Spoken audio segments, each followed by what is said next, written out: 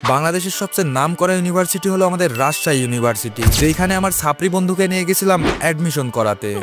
But I don't know this guy was so bad before. কেননা ওরা এমন এমন কাণ্ড করছে বলার বাহিরে। मुझसे प्यार करती है या नहीं करती है?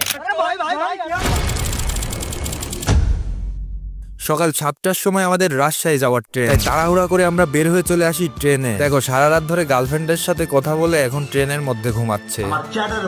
এক ঘুমে আমরা চলে আসি রাজশাহী স্টেশনে। দেন এইখান থেকে একটা রিক্সা নিয়ে চলে আসি আমরা মাধ্যমিক ও উচ্চ মাধ্যমিক শিক্ষা বোর্ডে। ওয়েট, এখন তোমরা বলতে পারো এইখানে কেন? কেননা এখানে আমাদের খুবই জরুরি কাগজপত্র ঠিক করার ছিল। দেন আমরা 3 তলায় উঠে 1321 নাম্বার রুমে চলে যাই। আমাদের বাইরে কিছুক্ষণ ওয়েট করতে বললো, কিন্তু আমার বন্ধুরা তো मुझसे प्यार करती है या नहीं करती है? সব কাগজপাতি জমা দেওয়ার পরে আমরা বাইরে চলে আসি গরম গরম চা খাওয়ার জন্য। চাটা খাওয়ার পর যে এত সুন্দর সিন দেখা লাগবে রেডি ছিলাম না। যাই হোক, ওইখান থেকে এক লাপে চলে আসি রাজশাহী কলেজের ভেতরে। আসলে কি বলবো গাইজ, আমার হিরো আলম বন্ধুরা এতটাও ট্যালেন্টফুল না যে রাজশাহী ইউনিভার্সিটিতে অ্যাডমিশন করাবো।